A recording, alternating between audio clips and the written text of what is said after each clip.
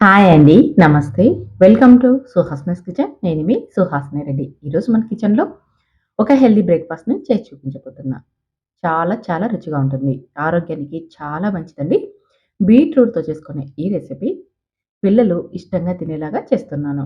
మామూలుగా బీట్రూట్‌ని తినమంటే పిల్లలు అస్సలు ఇష్టపడరు కదా! ఇలా చేసిచ్చామంటే ఇష్టంగా తింటారు. మరి ఒకసారి ట్రై చేయండి.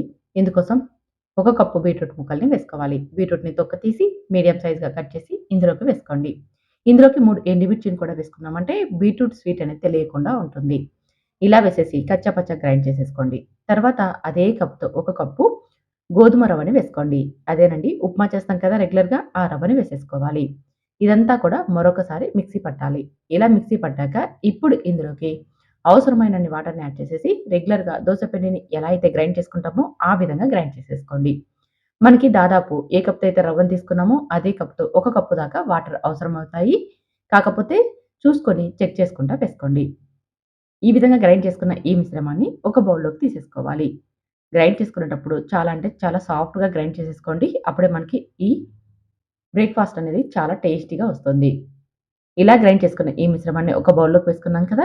ఇదంతా కూడా ఒకసారి బాగా కలిసేలాగా కలిపి మూత పెట్టి 10 నిమిషాల పాటు పక్కన పెట్టుకోవాలి. అప్పుడే మనకి పిండి అనేది బాగా సెట్ అవుతుంది. ఈలోపు చట్నీని ప్రిపేర్ చేసుకుందాం. దానికోసం మిక్సీ బౌల్‌లోకి వేయించిన వేరుశనగ విత్తనాల్ని ఒక హాఫ్ కప్ దాకా తీసుకోండి. అదేనండి మనం పల్లీలు అంటారు కదా! అవన్నమాట. ఇలా తీసుకున్న ఈ పప్పులోకి అదే కప్పుతో హాఫ్ కప్పు పుట్నాల పప్పును వేసేసుకోవాలి. ఎన్నైతే పల్లీలు తీసుకున్నామో అన్ని పుట్నాల పప్పును కూడా తీసుకోవాలి. తర్వాత పావు కప్పు దాకా కొబ్బరి ముక్కలు వేసుకోండి. పచ్చి కొబ్బరైనా సరే, ఎండు కొబ్బరైనా సరే. తర్వాత తినగలిగే కారాన్ని బట్టి పచ్చిమిర్చి ముక్కల్ని, ఒక ఇంచు దాకా అల్లంని వేసుకోండి. 3 వెల్లుల్లి రెబ్బల్ని వేసుకోవాలి. వెల్లుల్లి రెబ్బలు ఎక్కువ వేసుకోకూడదు. బ్రేక్‌ఫాస్ట్‌లోకి చేసుకునే చట్నీలోకి ఎప్పుడూ కూడా వెల్లుల్లి రెబ్బలు ఎక్కువ వేసుకోకండి. మనకి ఆ ఫ్లేవర్ అనేది చాలా బాగోదు. అందుకని 2 లేదా 3 వెల్లుల్లి రెబ్బలు మాత్రమే వేసుకోండి. తర్వాత కొద్దిగా కొత్తిమీరని, అలాగే రుచికి సరిపడా ఉప్పును వేసేసుకొని, అవసరమైనన్ని వాటర్‌ని యాడ్ చేసేసి చూడండి ఈ విధంగా గ్రైండ్ చేసేసుకోవాలి. చాలా అంటే చాలా సాఫ్ట్‌గా ఉండాలి. బ్రేక్‌ఫాస్ట్‌లోకి చేసుకునే చట్నీ ఎప్పుడూ కూడా చాలా స్మూత్‌గా ఉండాలి. అలాగే గ్రేవీగా ఉండాలి.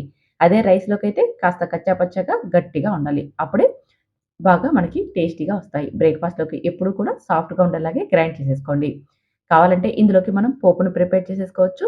లేదంటే ఇలాగే తినేయొచ్చు. నేనైతే ఇక్కడ పోపును వేయడం లేదండి. ఆయిల్ ఫుడ్‌ని చాలా తక్కువ తినడమే మన ఆరోగ్యానికి చాలా మంచిది. అవసరమైనప్పుడు మాత్రమే ఆయిల్‌ని మనం వాడుకుందాం.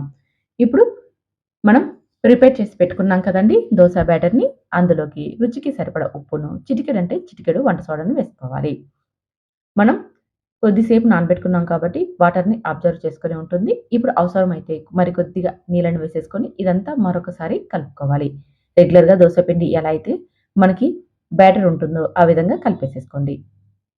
ఇప్పుడు స్టవ్ మీద దోస పెనం పెట్టేసుకొని బాగా వేడెక్కిన తర్వాత కొద్దిగా నీళ్ళని చిలకరించి మంటను లో ఫ్లేమ్‌లోకి టర్న్ చేసేసి ఒక గరిటె పిండిని తీసేసుకొని ఎంత వీలైతే అంత పలుచగా ఈ దోసను స్ప్రెడ్ చేసేసుకోండి. ఇప్పుడు మంటని మీడియం ఫ్లేమ్‌లోకి టర్న్ చేసేసి ఒక 5 నిమిషాల పాటు ఈ దోసను ఫ్రై అవ్వనివ్వండి. చూడండి అప్పుడే మనకి పైనంతా రంగు మారిపోయింది కదా! ఇప్పుడు దోస బాగా ఫ్రై అయిపోయినట్టు. ఇప్పుడు కొద్దిగా ఆయిల్‌ని కానీ, నెయ్యిని కానీ అప్లై చేసేసుకోండి. ఆయిల్ అనేది పూర్తిగా ఆప్షనల్. మనకి దోస పైన ఆయిల్ వేయకున్నా సరే దోస అనేది మనకి బాగా వచ్చేస్తుంది. కావాలంటే వేసుకోండి. లేదంటే లేదు. ఇలా వేసేసి మరొక 5 నిమిషాలు ఫ్రై చేసుకున్నాం కదా! ఇప్పుడు మరో సైడ్‌కి టర్న్ చేసేసుకోవాలి.